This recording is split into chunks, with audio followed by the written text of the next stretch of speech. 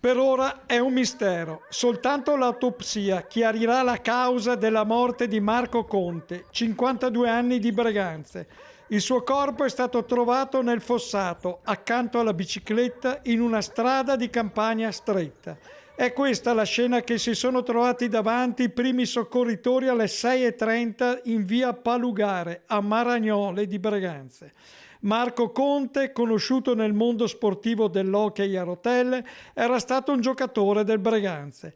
Adesso lavorava in un'azienda che produce mazze da hockey. L'allarme è scattato quando uno studente che andava a scuola ha notato il corpo. Quando sono arrivati i sanitari del SUEM, per il 52enne non c'era nulla da fare. Da subito il caso si è presentato complicato. Due le ipotesi al vaglio dei carabinieri di Breganze. La prima, un malore improvviso mentre pedalava su una bici elettrica che lo avrebbe fatto cadere nel fossato colmo d'acqua. La seconda, che sia stato investito da un'auto con il conducente che si è poi dato alla fuga senza prestare soccorso.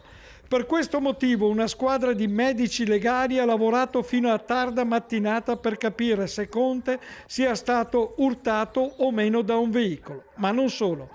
L'autopsia potrà chiarire se la morte sia avvenuta per un malore, per annegamento o a causa di un colpo subito nell'urto con l'eventuale auto pirata. Per questo i carabinieri sono cauti e stanno cercando testimoni o automobilisti che possano aver notato qualcosa nelle prime ore del mattino. Non si esclude neppure la presenza di telecamere private nelle abitazioni della zona che potrebbero aver ripreso il passaggio di veicoli sospetti. Il magistrato di turno ha aperto un fascicolo. La morte dell'ex hockeyista ha suscitato cordoglio a Breganze e nel Tienese, perché la famiglia Conte è conosciuta. La vittima lascia la moglie e 3 figli.